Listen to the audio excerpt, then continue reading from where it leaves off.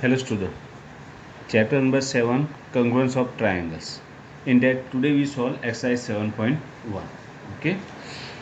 Here exercise 7.1. In that question number 1. Complete the following statements. Okay. Two line segments are congruent if when they are congruent, then when they have equal length. Means if two line segments having equal length, so they are congruence. Okay. Among two congruence angles, two angles are congruence. One has measure 70 degree. The measure of other angle is that is also 70, because congruence means they are having same measurement. Third one, when we write A equal to B, we equally means measure angle A congruent with measure angle B. Otherwise, measure angle A and B are equal. Means they are having same measurement. So they are congruence. Okay. Give any two real life example for congruence shapes. Okay, you just give any two examples for congruent shapes. Okay, here I give you two or three examples for that one, and you just write down another three examples. Okay, here two only, you just write down three. For first example, two compass boxes, otherwise two notebooks, two textbooks of maths. Okay, many more examples are there. Okay, you just write down any three examples. Clear? Question number 3.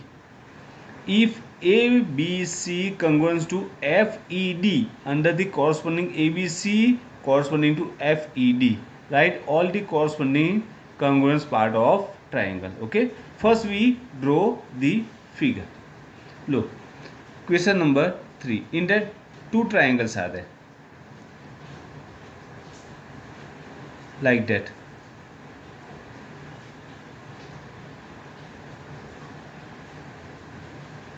Okay, and they are, look, ABC and FED. So ABC, and here first ABC is there, and FED means A corresponding with F, B with E, and C with D.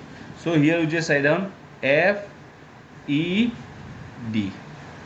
Okay, now they are having same measurements and same shapes because they are congruence. Okay, now triangle ABC congruence to triangle FED. Okay, and you just write down corresponding parts. Okay, so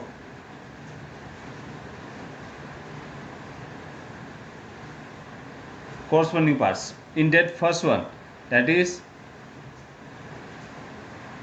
corresponding vertices. Okay, so corresponding vertices are here. Look, A corresponding to F, B corresponding to E, and C corresponding to D. So you just write down A corresponding to F, B corresponding to E, and C corresponding to D.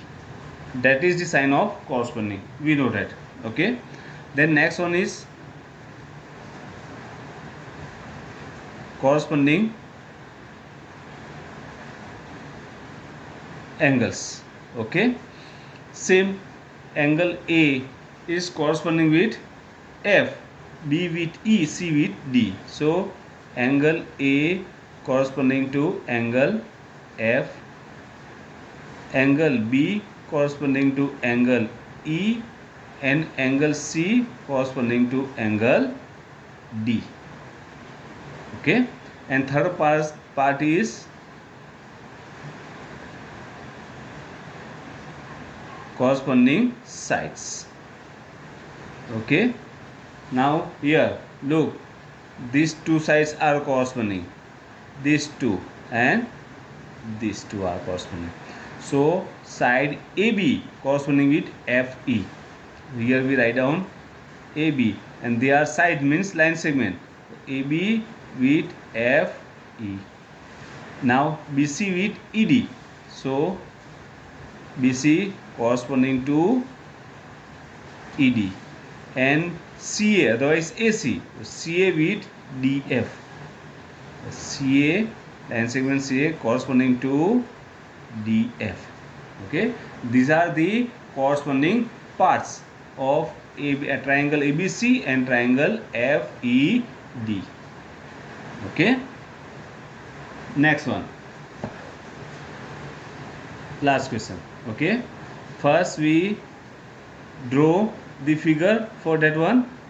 Okay, and then write down the questions, then we write down answers. Okay, question number 4 here. What is given? So here triangle FDEF corresponding to triangle BCA. So here we draw two triangles like that. Okay, here DEF, D with B, first one with first one, second with second, and third one is third one. Okay, E with C means here E, so here C, F and A, so here A. Okay, otherwise you just do the same sign for angles, same for sides, so we are having idea. Okay, now first one, just write down corresponding to, first one is angle E. Okay, angle E corresponding with E and C are equal. Okay, that is angle C. Second one is line segment EF.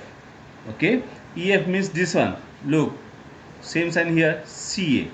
So EF corresponding with line segment CA.